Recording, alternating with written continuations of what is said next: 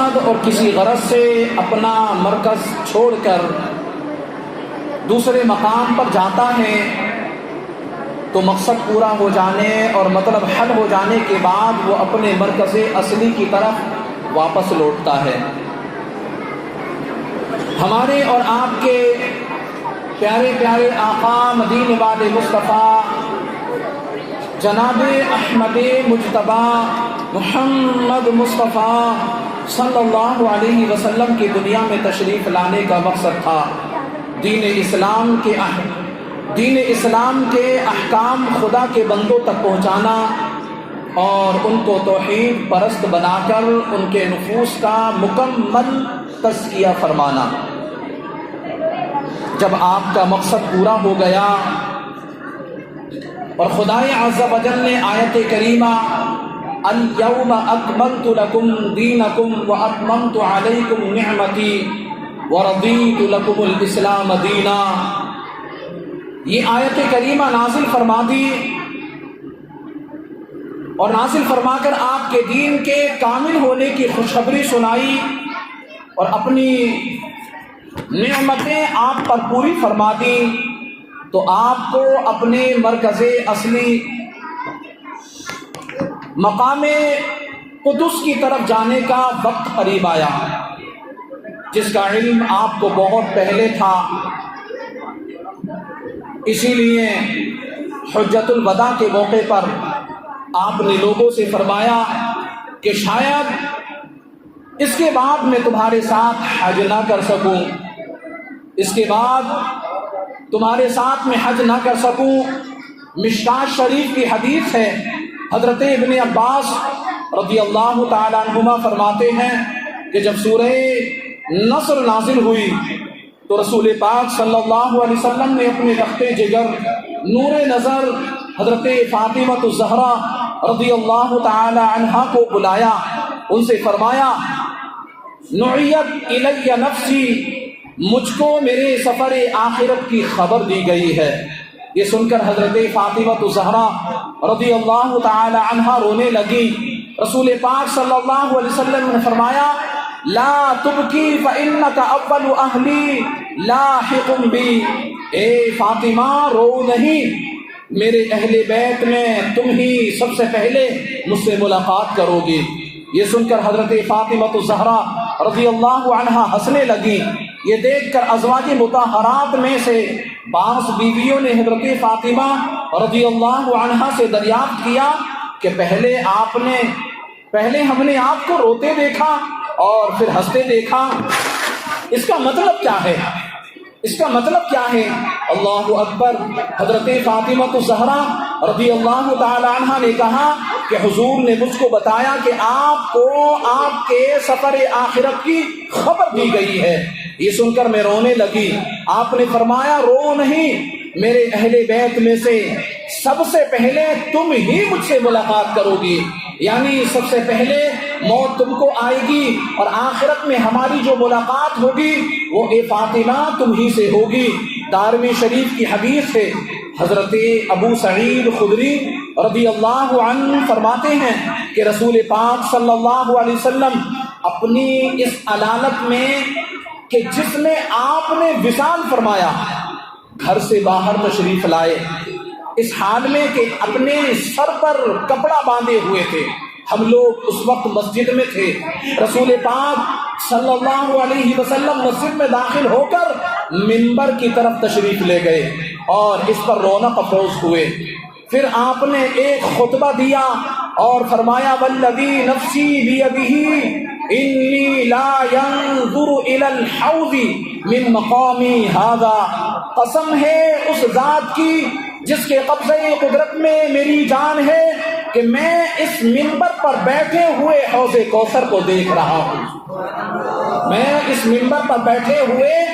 حوض کوثر کو ملاحظہ فرما رہا ہوں۔ پھر فرمایا خدا کا ایک بندہ ہے جس کے سامنے دنیا اور دنیا کی زینت پیش کی گئی مگر اس نے آخرت کو اختیار فرما لیا۔ حضرت ابو سعید خدری رضی اللہ عنہ کا بیان ہے کہ حضور پاک صلی اللہ علیہ وسلم کے اس ارشاد کو حضرت ابو بکر صدیق رضی اللہ تعالی عنہ کے علاوہ اور کوئی نہ سمجھ سکا، اور کسی کی سمجھ میں نہ آئی کہ رسول پاک صلی اللہ علیہ وسلم کے کہنے کا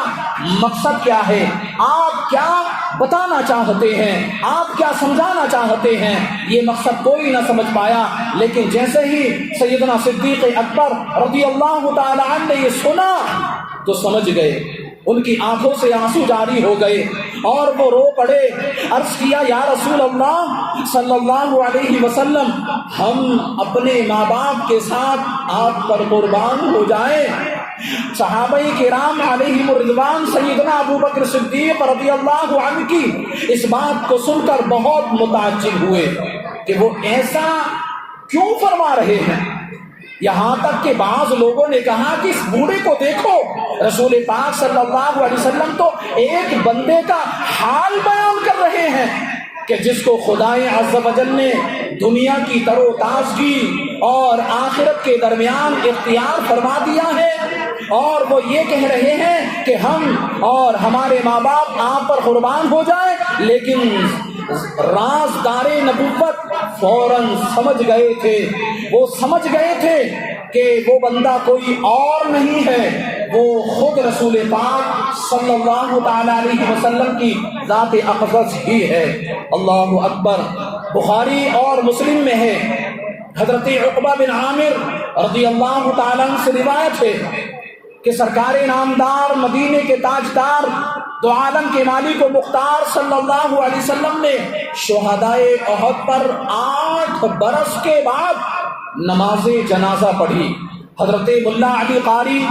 علیہ رحمۃ اللہ الباری مرقات میں تحریر فرماتے ہیں کہ یہ حضور صلی اللہ علیہ وسلم یا شہدائے احد کی خصوصیات میں سے ہے کہ آپ نے 8 برس کے بعد ان پر نماز جنازہ پڑھی، گویا آپ زندوں اور مردوں کو رخصت فرما رہے ہیں۔ شہدائے احد کو اپنی زیارت سے مشرف فرمانے کے بعد ٹوٹے ہوئے جب آپ لوٹتے ہیں تو منبر پر رونق افروز ہوئے اور فرمایا میں تم سے پہلے جا رہا ہوں، میں تم لوگوں کے دعوت اسلام کے قبول کرنے اور اطاعت و فرما برداری کے بجا لانے پر گواہ ہوں، اور تم سے ہماری ملاقات کا مقام حوض کوثر ہے، اور میں اس جگہ سے حوض کوثر کو یہاں سے بیٹھ کر کے ملاحظہ فرما رہا ہوں۔ انی قد اعطیت مفاتیح خزائن الارض، یعنی بے شک مجھ کو زمین کے خزانوں کی کنجیاں عطا کر دی گئیں۔ رسول پاک صلی اللہ علیہ وسلم یہ فرما رہے ہیں۔ حضرت شیخ عبدالحق محدث دہلوی بخاری علیہ رحمت اللہ الباری تحریر فرماتے ہیں کہ سرکار نامدار مدینے کے تاجدار صلی اللہ علیہ وسلم نے حضرت بلال رضی اللہ تعالی عنہ کو بلا کر فرمایا اے بلال، جا کر اعلان کر دو، سب لوگ مسجد میں جمع ہو جائیں، میں ان کو وصیت کروں گا، اور کہہ دو کہ رسول خدا صلی اللہ علیہ وسلم کی یہ آخری وصیت ہوگی۔ جب حضرت بلال رضی اللہ تعالی عنہ نے مدینہ منورہ کے بازاروں اور گلیوں میں یہ اعلان کیا کہ رسول پاک صلی اللہ علیہ وسلم کی آخری وصیت سننے کے لیے مسجد نبوی شریف میں سب لوگ حاضر ہو جائیں، تو اس اعلان کو سن کر لوگ اس قدر گھبرا گئے کہ اپنی دکانوں کو اور اپنے مکانوں کو بند کیے بغیر، ان کے دروازوں کو بند کیے بغیر مسجد نبوی کی طرف دوڑنا شروع کر دیا، اور وہ ایسے حاضر ہو گئے اور اتنے لوگ جمع ہوئے کہ مسجد نبوی میں گنجائش نہ رہی۔ حضور پاک صلی اللہ علیہ وسلم منبر شریف پر رونق افروز ہوئے اور طویل خطبہ ارشاد فرمایا جو وقت اور حال کے مناسب نصیحت اور احکام شرع پر مشتمل تھا۔ فرمایا اے لوگوں، میرا سفر آخرت قریب ہے، جان و مال اور سامان وغیرہ کا کوئی بھی حق کسی شخص کا مجھ پر ہو تو اس کا بدلہ آج مجھ سے لے لو، آج مجھ سے جس کا مجھ پر حق ہے طلب کر سکتا ہے میں اس کے حق کو ادا کرنے کے لیے تیار ہوں۔ نبی پاک صلی اللہ علیہ وسلم کا یہ اعلان اس لیے تھا تاکہ حقوق العباد کی اہمیت اجاگر ہو جائے، حقوق العباد کی اہمیت لوگوں تک پہنچ جائے، اس لیے یہ اعلان تھا ان کی امت پر اچھی طرح واضح ہو جائے اور وہ ایک دوسرے کے حقوق کی پامالی سے ہمیشہ دور رہنے کی کوشش کریں۔ اے میرے پیارے اور محترم اسلامی بھائیوں، حقوق کی دو قسمیں ہیں، حقوق کی دو قسمیں ہیں، ایک حقوق اللہ اور دوسرا حقوق العباد۔ پھر حقوق اللہ کی بھی دو قسمیں ہیں، ایک وہ کہ اگر ان کے بارے میں بندے سے قصور واقع ہوا تو وہ صرف توبہ سے معاف ہو سکتے ہیں، جیسے کہ شہر میں جمعہ اور عیدین کی نماز کی چھوٹ جانے کے گناہ یا شراب پینے اور ناچ وغیرہ دیکھنے کے گناہ، اور دوسرے وہ جو صرف توبہ سے نہیں معاف ہو سکتے، جیسے نماز نہ پڑھنے، روزہ نہ رکھنے، زکوٰۃ ادا نہ کرنے، فطرہ ادا نہ کرنے اور حج و قربانی وغیرہ نہ ادا کرنے کے گناہ، کہ ان کے معاف ہونے کی صورت صرف توبہ نہیں ہو سکتی بلکہ چھوٹی ہوئی نمازوں اور روزوں کی قضا کرے، جتنے سالوں کی زکوٰۃ اور فطرہ نہ دیا ہو حساب لگا کر سب کو ادا کرنا ضروری ہوگا۔ اگر حج اس پر فرض تھا اور اب صلاحیت نہیں ہے کہ وہ حج ادا کر سکتا ہے تو حج بدل کروائے، جب تک یہ کام نہیں کرے گا تو اس کی توبہ قبول نہیں ہو سکتی۔ ان کی ادائیگی بھی ضروری ہے کہ یہ چیزیں صرف توبہ سے نہیں معاف ہو سکتی۔ اور رہے حقوق العباد یعنی بندوں کے حقوق، تو وہ حقوق اللہ کی دوسری قسم ہے، اور یہ بھی اہم ہے، اس لیے خدا تعالی ارحم الراحمین ہے، اگر وہ چاہے تو اپنے ہر قسم کے حقوق معاف کر دے، لیکن وہ کسی بندے کا حق ہرگز معاف نہیں کرے گا جب تک کہ وہ بندہ نہ معاف کرا دے کہ جس کی حق تلفی کی گئی ہے۔ اسی لیے سرکار نامدار مدینے کے تاجدار صلی اللہ علیہ وسلم نے آخری وصیت میں خاص طور پر اس کی اہمیت کو ظاہر فرمایا، اور زمانے صحت میں بھی ہمیشہ اس کی تاکید فرماتے رہے ہیں۔ مشکاہ شریف کی حدیث ہے، حضرت ابو ہریرہ رضی اللہ تعالیٰ عنہ سے روایت ہے کہ رسول پاک صلی اللہ علیہ وسلم نے صحابہ کرام سے دریافت فرمایا، اتدرون مل مفلس، یعنی کیا تم لوگ جانتے ہو کہ مفلس اور کنگال کون ہے؟ صحابہ کرام نے عرض کیا، یا رسول اللہ صلی اللہ تعالی علیہ وسلم، اللہ اور اس کے رسول بہتر جانتے ہیں، اللہ اور اس کے رسول بہتر جانتے ہیں کہ مفلس کون ہے۔ پھر میرے سرکار مدینے کے تاجدار صلی اللہ علیہ وسلم نے فرمایا کہ میری امت میں دراصل مفلس وہ شخص ہے کہ جو قیامت کے دن نمازیں لائے گا، روزے اس کے پاس ہوں گے، زکوٰۃ وغیرہ وہ لے کر آئے گا، اس حال میں آئے گا کہ اس نے کسی کو گالی دی ہوگی، کسی کو تہمت لگائی ہوگی، کسی کا مال کھا لیا ہوگا، کسی کا خون بہایا ہوگا اور کسی کو مارا ہوگا۔ تو اب ان لوگوں کو راضی کرنے کے لیے اس شخص کی نیکیاں ان مظلوموں کے درمیان تقسیم کی جائیں گی۔ اگر اس کی نیکیاں ختم ہو جانے کے بعد بھی لوگوں کے حقوق اس پر باقی رہ جائیں گے تو اب حقداروں کے گناہ لاد دیے جائیں گے اس کے اوپر، اور یہاں تک کہ اسے گھسیٹ کر کے جہنم میں پھینک دیا جائے گا۔ اللہ اکبر۔ پھر فرمایا، بے شک میرے سرکار صلی اللہ علیہ وسلم نے صحیح فرمایا، حقیقت میں مفلس اور غریب وہی شخص ہے کہ جس کے پاس قیامت کے دن نیکیاں نہیں ہوں گی، یا وہ بہت سی نیکیاں لے کر تو آئے گا مگر حقوق العباد میں گرفتار ہوگا، ماں باپ کو ستایا ہوگا، یا دادا کے انتقال پر پھوپھی کا حق غصب کر لیا ہوگا، تو قیامت کے دن اس کی ساری نیکیاں ان لوگوں کو دے دی جائیں گی جس کی اس نے حق تلفی کی ہوگی، یہاں تک کہ اس کے پاس کوئی نیکی نہیں رہ جائے گی۔ تو حقیقت میں غریب تو وہی ہوا، حقیقت میں غریب وہی شخص ہے۔ اس لیے دنیا کا غریب اگر اس کے پاس کھانا نہ ہو، مانگنے سے کہیں کھانا مل ہی جائے گا، کپڑا نہ ہو وہ بھی کہیں نہ کہیں سے پا ہی جائے گا، سردی کے لیے رضائی یا کمبل نہ ہو تو کسی کو رحم آ ہی جائے گا، وہ بھی حاصل ہو جائے گا، رہنے کے لیے گھر نہ ہو تو سر چھپانے کے لیے کہیں کوئی جگہ مل ہی جائے گی۔ لیکن قیامت کے دن جب نیکیاں نہیں ہوں گی تو وہ کہیں سے نہیں ملیں گی۔ پارہ 21 اور رکوع نمبر 13 میں میرا تمہارا ساری کائنات کا پالنہار حقیقی اللہ رب العالمین ارشاد فرماتا ہے، یا ایھا الناس اتقوا ربکم واخشوا یوما لا یجزی والد عن ولده ولا مولود هو جاز عن والده شيئا۔ اے لوگو اپنے رب سے ڈرو اور اس دن کا خوف کرو کہ جس میں کوئی باپ اپنے بچے کے کام نہ آئے گا اور نہ کوئی کام والا بچہ اپنے باپ کو کچھ فائدہ پہنچائے گا۔ اور پارہ 30 سورہ عبس میں ارشاد رب ذوالجلال ہے، یوم یفر المرء من اخیہ وامہ وابیہ وصاحبتہ وبنیہ لکل امرئ منہم یومئذ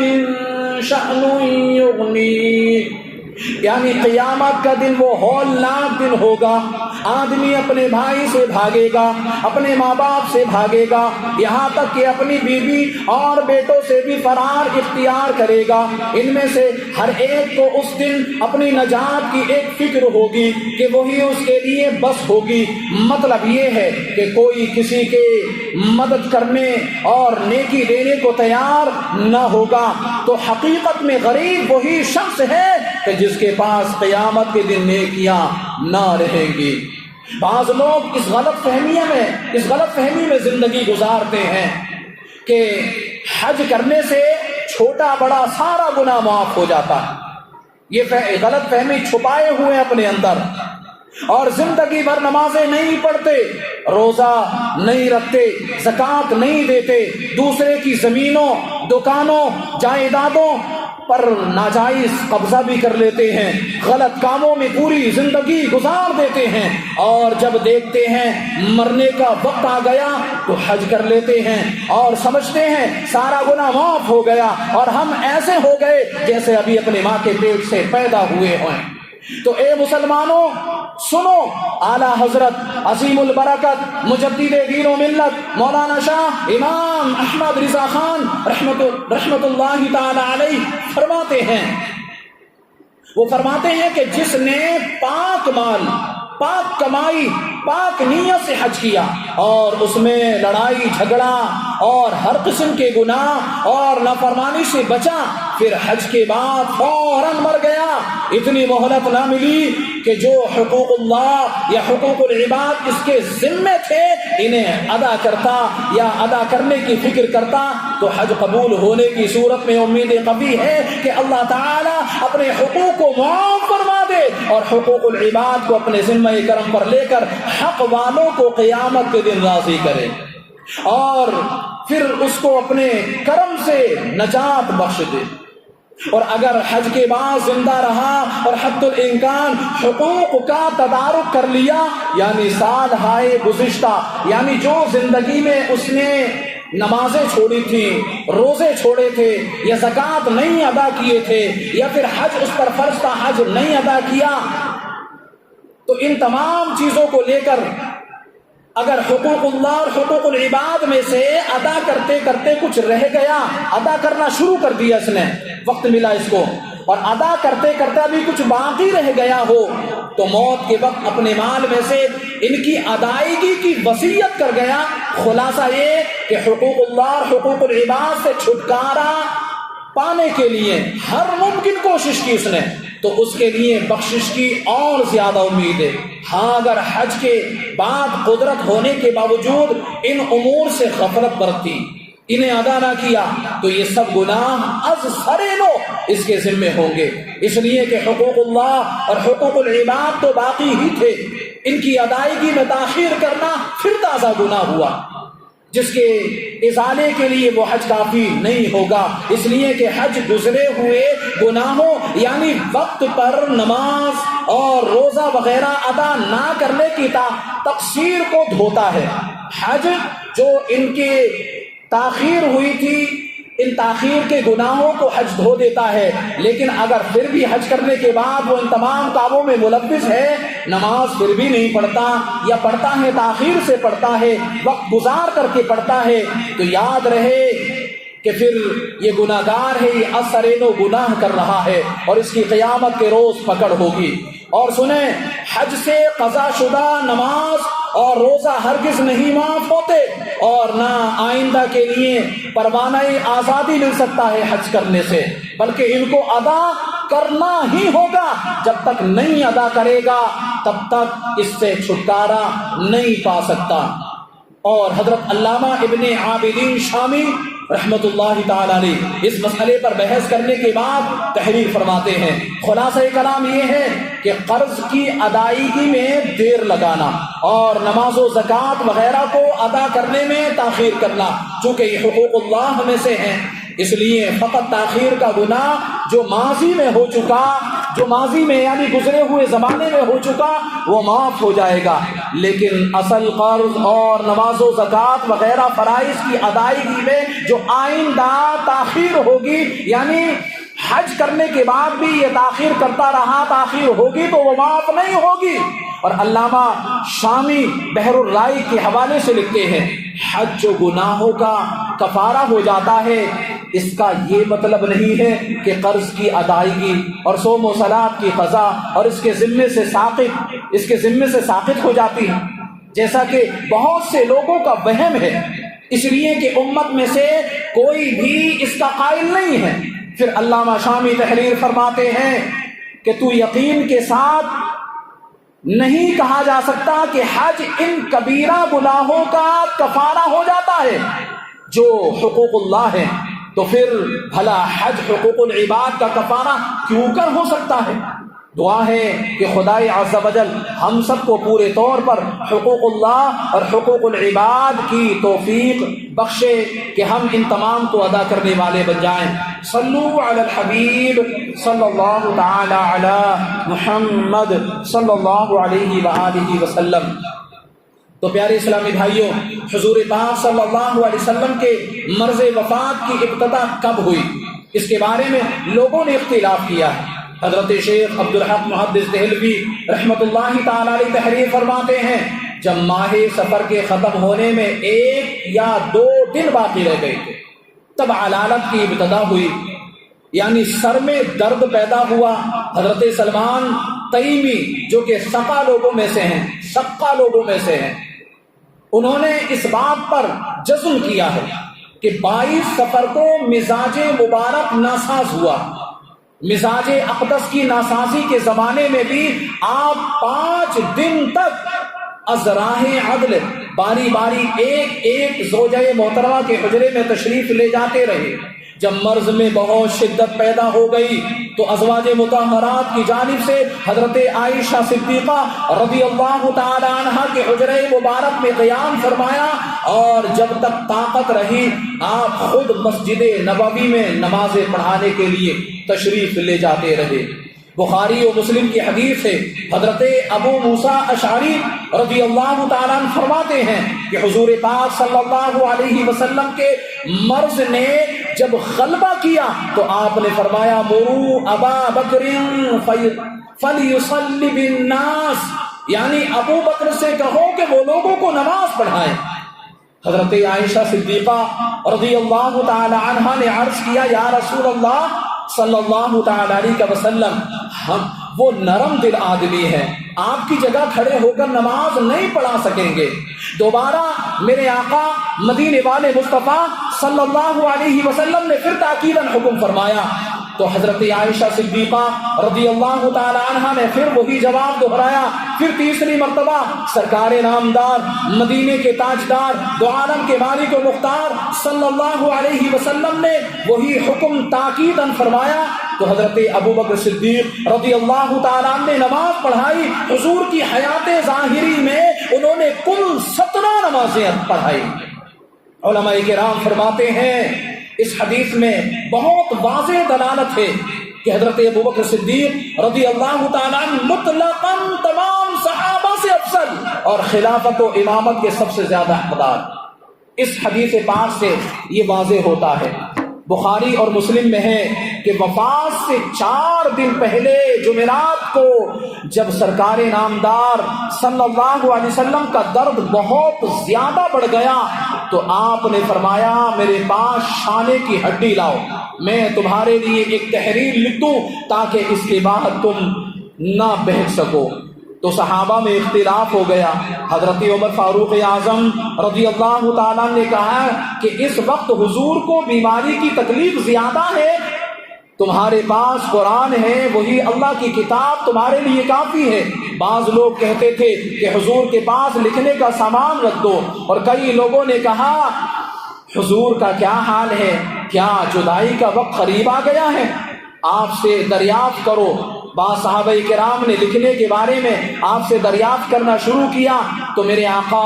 صلی اللہ علیہ وسلم نے جواب میں ارشاد فرمایا, آپ نے فرمایا کہ مجھے میرے حال پر چھوڑ دو, اس لیے کہ میں جس حالت میں ہوں وہ اس سے بہتر ہے کہ جس کی طرف تم مجھے بلا رہے ہو. جو تم پوچھنا چاہتے ہو اس سے بہتر ہے, اس حالت میں ہوں میں. بعض لوگوں کا خیال ہے کہ رسول پاک صلی اللہ علیہ وسلم خلافت کا معاملہ لکھنا چاہتے تھے,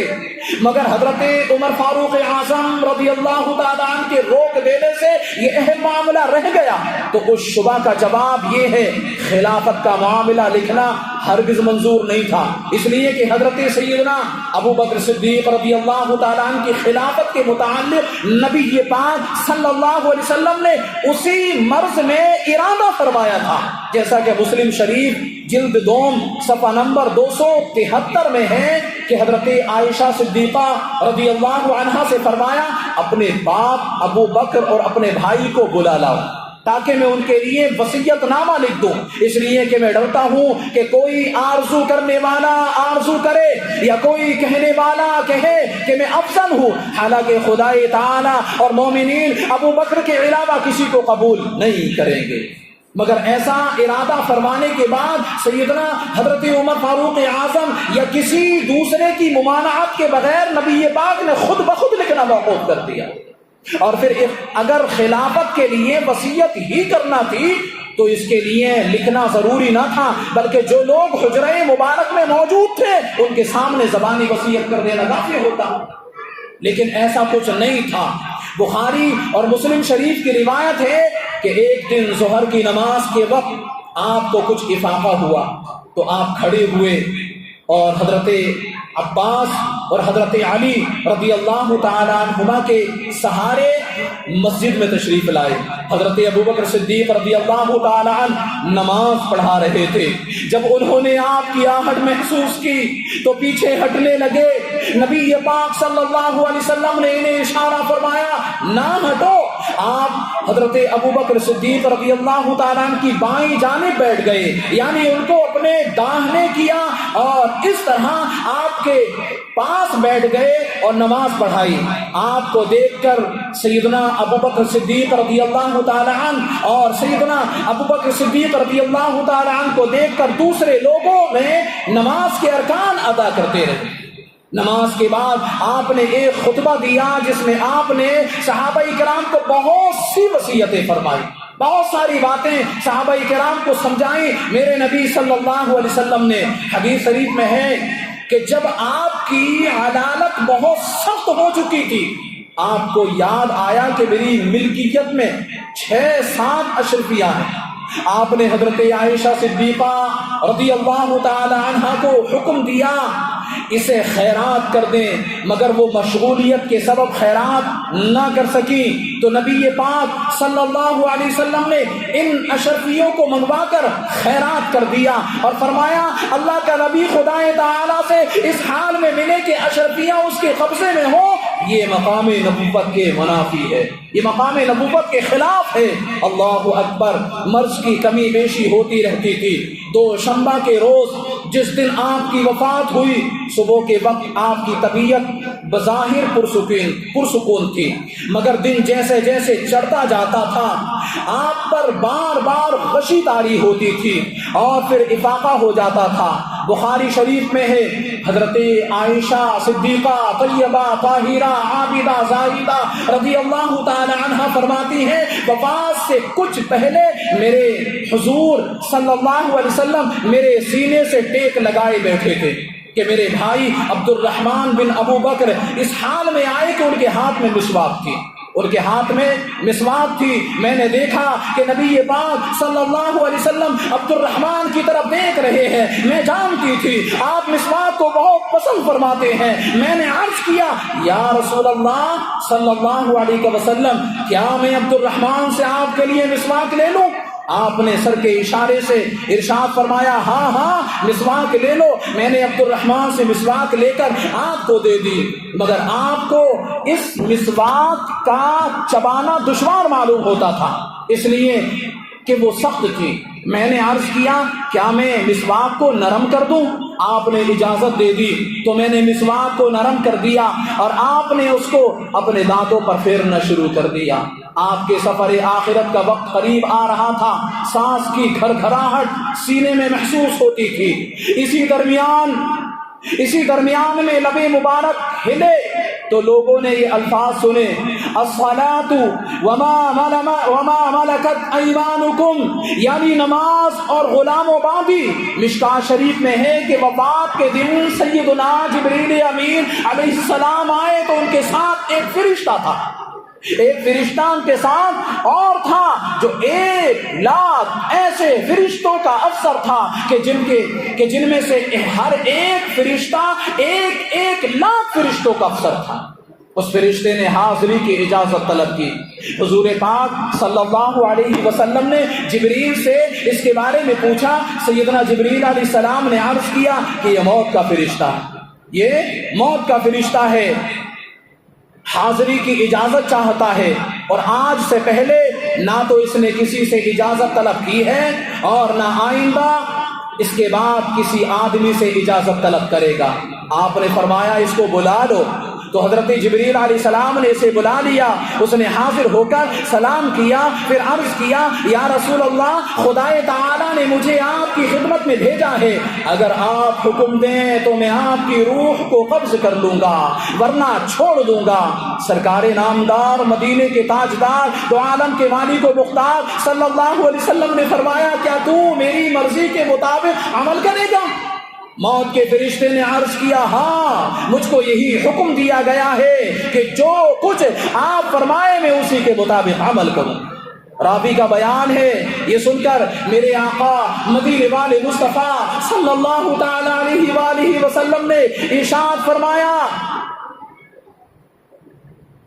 آپ نے جبریل کو دیکھا۔ حضرت جبریل علیہ السلام نے عرض کیا یا رسول اللہ ان اللہ قد اشتاق الی لقائک، اللہ تعالیٰ آپ کی ملاقات کا مشتاق ہے۔ تو نبی پاک نے موت کے فرشتے سے فرمایا جس بات کا تجھ کو اللہ پاک نے حکم دیا ہے وہ تو کر۔ اللہ اکبر۔ بخاری اور مسلم شریف میں ہے حضرت عائشہ صدیقہ رضی اللہ تعالی عنہ فرماتی ہیں کہ جب موت کا فرشتہ حاضر ہوا اس وقت حضور کا سر مبارک میرے ران پر تھا، آپ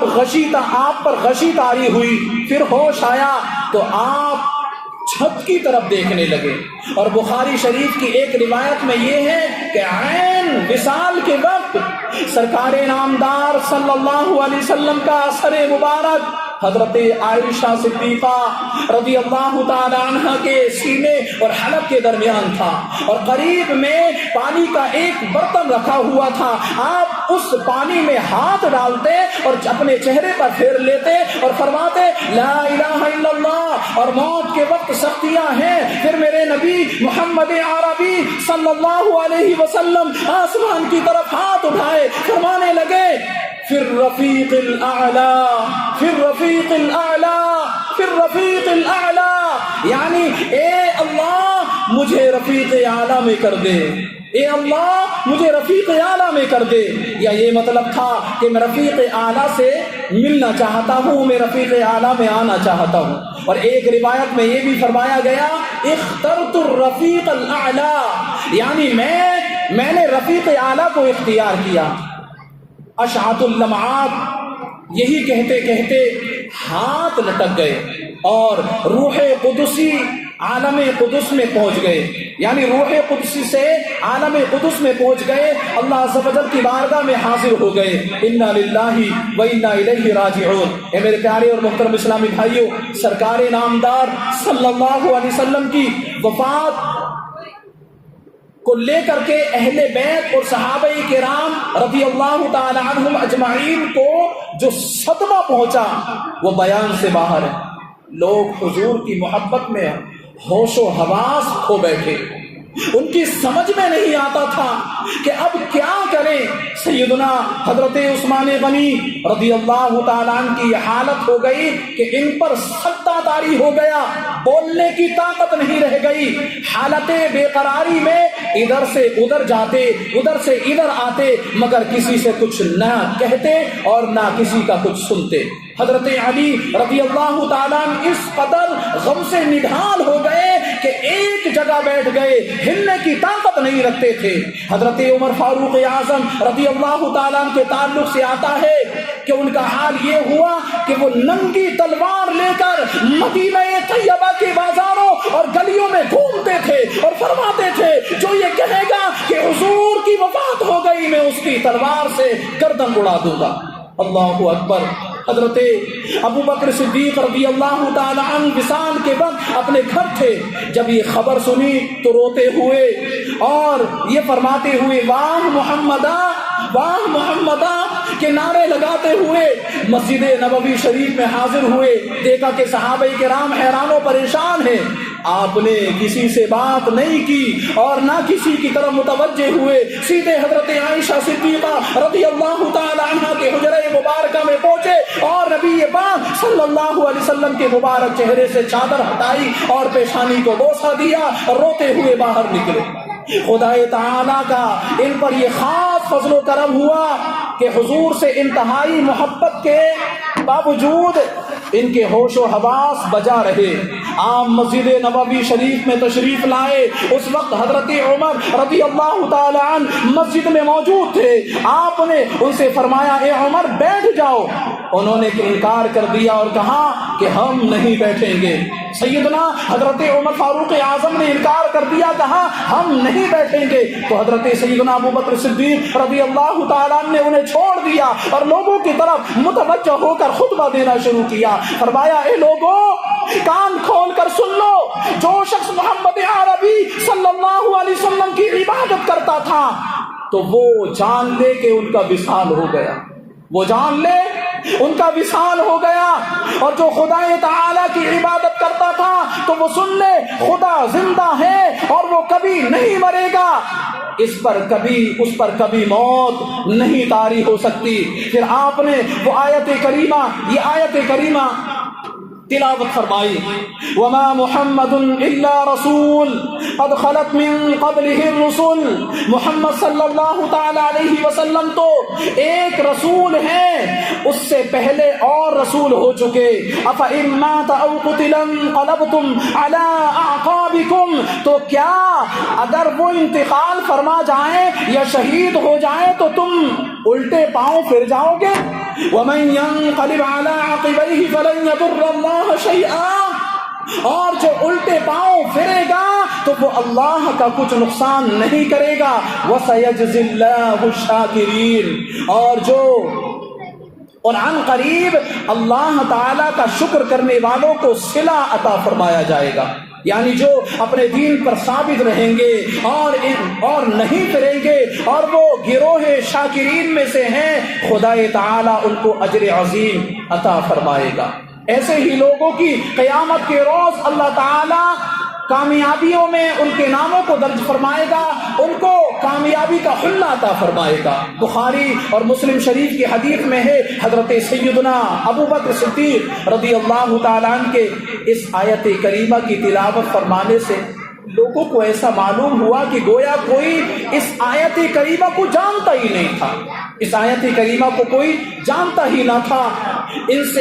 ان سے سن کر اب اسی آیت کریمہ کو ہر شخص پڑھنے لگا۔ اور مدارج النبوہ میں ہے، حضرت عمر فاروق اعظم رضی اللہ تعالیٰ عنہ فرماتے ہیں کہ جب حضرت ابو بکر صدیق رضی اللہ تعالیٰ عنہ سے میں نے یہ آیت کریمہ سنی تو مجھے ایسا محسوس ہوا کہ اس سے پہلے میں نے یہ آیت کریمہ کو سنا ہی نہ تھا۔ سننے کے بعد مجھے معلوم ہو گیا کہ واقعی رسول اللہ صلی اللہ تعالیٰ علیہ وسلم کا وصال ہو گیا۔ اس یقین کے بعد میرے بدن میں لرزہ پیدا ہوا اور میں زمین پر گر پڑا۔ حضرت ابن عمر رضی اللہ تعالی عنہما کا بیان ہے کہ گویا ہماری نگاہوں پر پردہ پڑا ہوا تھا جس کو حضرت سیدنا ابو بکر صدیق رضی اللہ تعالی عنہ کے خطبے نے اٹھا دیا۔ ان سے سن کر اب اسی آیت کریمہ کو ہر شخص پڑھنے لگا، جس سے لوگوں کو کچھ سکون حاصل ہو گیا۔ حضرت سیدنا ابو بکر صدیق رضی اللہ تعالیٰ عنہ نے جب قرآن مجید کی آیت کریمہ پڑھ کر سنائی تو اگرچہ اس سے لوگوں کو کچھ سکون حاصل ہو گیا، لیکن اب اتنا وقت نہیں رہ گیا تھا کہ اسی وقت تجہیز و تکفین ہو سکے۔ اس لیے دوسرے روز یعنی شہ شنبہ منگل کو یہ کام سر انجام پایا۔ مدارج النبوہ میں ہے کہ وصیت کے مطابق جب عزیز و اقارب نے حضور پاک صلی اللہ علیہ وسلم کو وفات کے بعد غسل دینا چاہا تو آواز آئی کہ اللہ کے رسول کو غسل نہ دو کہ وہ پاک و صاف ہے، انہیں غسل کی حاجت نہیں۔ آواز کس نے دی، کدھر سے آئی؟ لوگوں نے بہت چھان بین کی مگر کچھ پتا نہ چلا۔ معلوم ہوا غیب سے آواز آئی ہے تو بعض لوگوں نے چاہا کہ غیبی آواز پر عمل کیا جائے اور غسل نہ دیا جائے، تو حضرت سیدنا عباس رضی اللہ تعالی عنہ نے فرمایا کہ ایسی آواز کے سبب کہ جس کی حقیقت سے ہم واقف نہیں ہیں کہ وہ کہاں سے آئی ہے، کس نے دی ہے، کہنے والا کون ہے، ہم اسلام کے طریقے کو ہرگز نہیں چھوڑ سکتے۔ اللہ کے رسول جناب محمد الرسول اللہ صلی اللہ تعالی علیہ وسلم کو ہم غسل ضرور دیں گے، اور اتنے میں پھر دوسری غیبی آواز آئی کہ اللہ کے رسول کو غسل دیا جائے۔ پہلی آواز ابلیس یعنی شیطان کی تھی، اور میں جو آواز دے رہا ہوں میں خضر ہوں۔ یہ آواز دینے والے نے نام بھی دیا کہ میں خضر ہوں۔ حضرت خضر علیہ السلام کی آواز کے بعد جب لوگوں نے غسل دینے کا ارادہ کیا تو پھر ایک دوسرا اختلاف پیدا ہوا کہ حضور علیہ السلام کو ان کے پیراہن مبارک میں غسل دیا جائے یا دوسرے لوگوں کی طرح برہنہ کر کے نہلایا جائے۔ ابھی کوئی فیصلہ نہیں ہو پا رہا تھا کہ ایک طرف سے پھر غیبی آواز آئی اللہ کے رسول کو برہنہ مت کرو، ان کو انہی پیراہن مبارک میں غسل دو۔ اب حضرت علی، حضرت عباس، حضرت فضل بن عباس، حضرت قسم بن عباس اور حضرت اسامہ بن زید رضی اللہ تعالی عنہ نے مل جل کر آپ کو غسل دیا، اور حضرت عاص بن خولی انصاری رضی اللہ تعالی عنہ پانی کا گھڑا بھر بھر کر کے لاتے تھے۔ غسل کے بعد نبی پاک صلی اللہ علیہ وسلم کی ناف مبارک اور پلکوں پر پانی کے جو قطرے اور تری رہ گئی تھی، جوش عقیدت میں مولا کائنات علی المرتضی شیر خدا کرم اللہ تعالی وجہہ الکریم نے اس کو اپنی زبان سے چھاٹ کر پی لیا۔ آپ فرماتے تھے کہ اس کی برکت سے میرا علم اور قوت حافظہ بڑھ گئی۔ اشعۃ اللمعات میں ہے کہ غسل کے بعد حضور کو 3 سفید سوتی کپڑوں کا کفن دیا گیا جو یمن کے ایک گاؤں سحول کے بنے ہوئے تھے۔ سرکار نامدار صلی اللہ علیہ وسلم کو کہاں دفن کیا جائے اس کے متعلق صحابہ کرام میں اختلاف ہوا۔ ایک جماعت نے کہا کہ اسی حجرہ مبارک میں دفن کیا جائے جہاں آپ کی وفات ہوئی ہے، اور ایک گروہ نے مشورہ دیا کہ مسجد نبوی آپ کا مدفن ہونا چاہیے۔ بعض صحابہ نے رائے دی جنت البقیع جو مدینہ شریف کا عام قبرستان ہے اس میں دفن کیا جائے، اور کچھ لوگوں نے کہا بیت المقدس میں آپ کی قبر ہونی چاہیے، اس لیے کہ وہاں بہت سارے انبیاء کرام علیہم السلام کی قبریں ہیں۔ سیدنا حضرت ابوبکر صدیق رضی اللہ تعالیٰ نے فرمایا کہ میں نے رسول اللہ صلی اللہ تعالیٰ علیہ وسلم سے سنا ہے کہ ہر نبی وہیں دفن کیا گیا ہے کہ جہاں اس کی وفات ہوئی ہے۔ اور ایک دوسری روایت میں یہ بھی ہے کہ مولا کائنات علی المرتضی شیر خدا کرم اللہ تعالی وجہ الکریم نے فرمایا کہ روئے زمین پر خدا تعالی کے نزدیک اس جگہ سے بڑھ کر کوئی جگہ عظمت اور بزرگی والی نہیں ہے کہ جہاں اللہ کے رسول کا وصال ہوا ہے۔ اس گفتگو کے بعد تمام صحابہ کرام حجرہ عائشہ رضی اللہ عنہا میں حضور کو دفن کرنے پر متفق ہو گئے، اور وہیں اسی جگہ قبر شریف کے لیے متعین کر دی گئی۔ مشکاۃ شریف میں ہے کہ حضرت عمر بن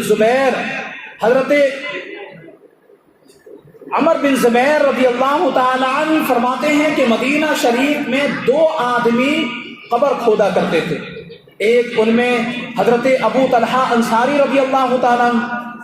جو مدینہ شریف میں قبر کھودنے میں ماہر تھے،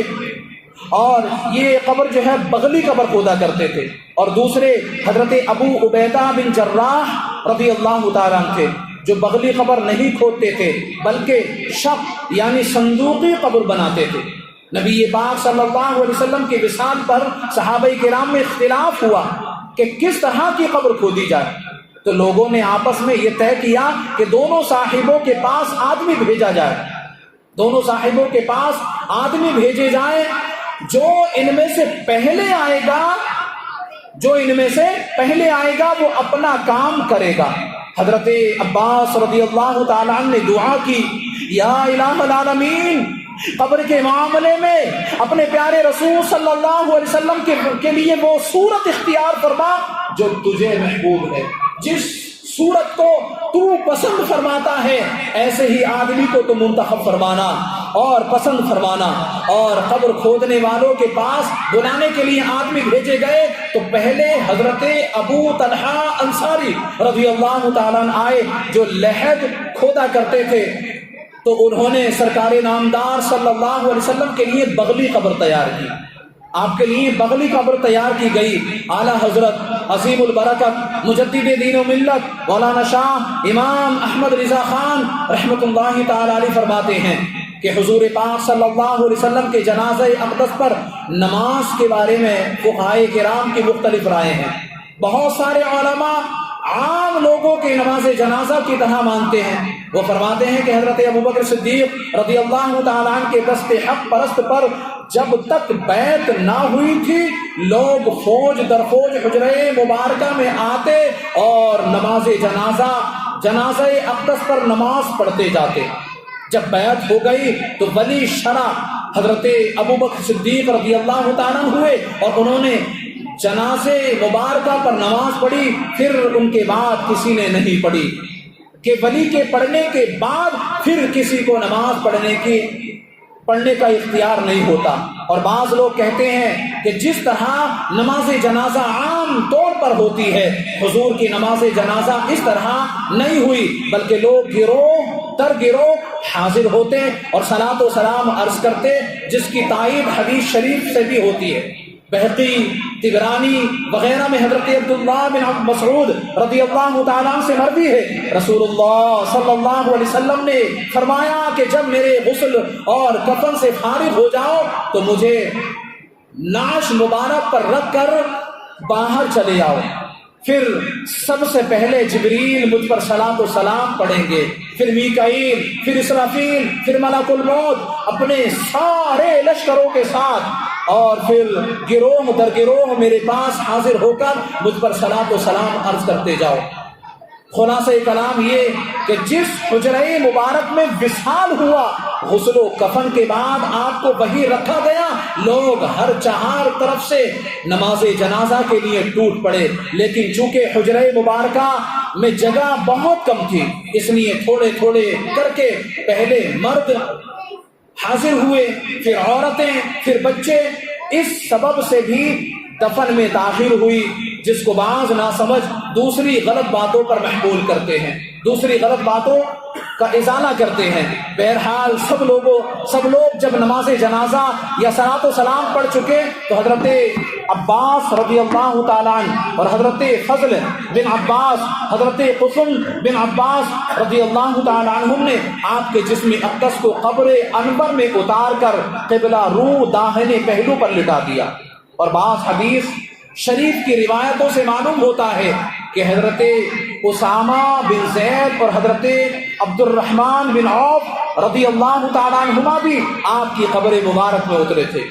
مدارج النبوہ میں ہے کہ آپ کی قبر مبارک سے جو آخر میں نکلے وہ قسم بن عباس رضی اللہ تعالیٰ عنہما تھے۔ وہ فرماتے ہیں کہ نبی پاک صلی اللہ علیہ وسلم کے چہرے انور کی جب آخری زیارت ہم نے کی تو دیکھا کہ آپ کے لبھائے مبارک ہل رہے، آپ کے لبھائے مبارک ہل رہے ہیں۔ ہم نے اپنا کان قریب کر کے دیکھا تو سنا کہ حضور پاک صلی اللہ علیہ وسلم کے لبھائے مبارک سے آواز آ رہی ہے، رب حبلی امتی، رب امتی امتی۔ آپ فرما رہے ہیں کہ میرے پیارے اسلامی بھائی، قربان چاہیے نبی پاک صلی اللہ تعالی علیہ وسلم پر کہ وہ ہمیشہ ہم گناہ گاروں کے فکر میں رہے، یہاں تک کہ حضرت عائشہ صدیقہ رضی اللہ عنہا فرماتی ہیں امت کے گناہ گاروں کے غم سے حضور کبھی پوری رات بستر پر آرام نہیں فرمائے، اور کبھی ایسا ہوتا کہ رات بھر ہم لوگوں کے لیے خدائے تعالی سے دعائیں مانگتے اور بخشش کے انتظار میں روتے رہتے۔ اعلی حضرت رحمت اللہ تعالی علیہ فرماتے ہیں، اشک شب بھر انتظار عفو امت میں ہیں، میں فدا اور چاندیوں اختر شماری واہ واہ۔ اور فرماتے ہیں کہ تمہارے ہی لیے تھا اے گناہ گاروں سیاہ گاروں وہ شب بھر جاگنا اور رات بھر رونا محمد کا صلی اللہ تعالی علیہ وآلہ وسلم۔ وآخر دعوانا الحمدللہ رب العالمین۔